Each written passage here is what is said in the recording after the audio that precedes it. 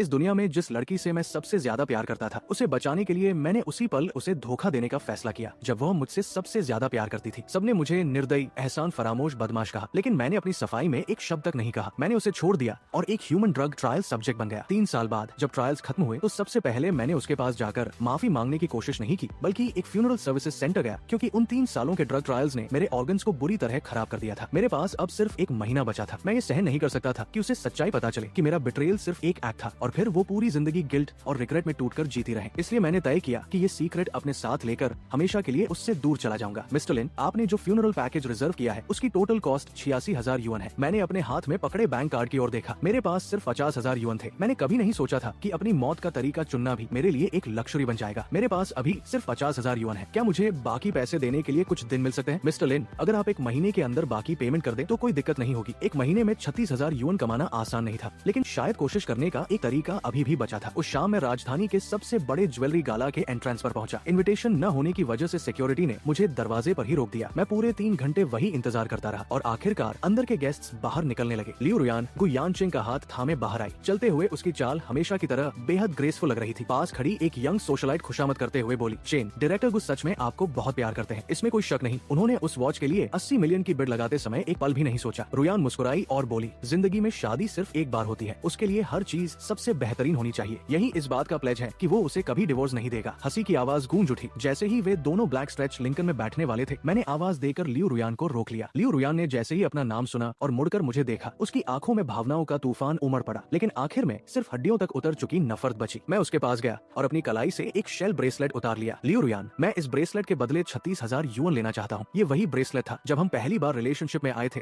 और समुद्र किनारे गए थे। लियू रुयान ने खुद शेल्स उठाकर इसे अपने हाथों से बनाया था। लिन बेई, मुझ पर भरोसा करो, एक दिन तुम इसे दुनिया की सबसे कीमती चीज के बदले मुझसे एक्सचेंज कर पाओगे। लियू रुयान ने झटके से ब्रेसलेट मेरे हाथ से छीन लिया। उसकी आंखें मानो मुझे जिंदा निगल जाना चाहती थी। लिन बेई, 3 साल बाद तुम मुझसे मिलने सिर्फ इसी वजह से आए हो, पैसे मांगने? अगर ये पॉसिबल नहीं है तो रहने दो। वैसे भी मुझे कोई उम्मीद नहीं थी। असल में मैं बस मरने से पहले उसे एक आखिरी बार देखना चाहता था, उसका चेहरा ठीक से अपनी यादों में बसाना चाहता था। इतना कहकर मैंने शेल ब्रेसलेट वापस लेने के लिए हाथ बढ़ाया, लेकिन लियू रुयान ने उसे सीधे जमीन पर फेंक दिया।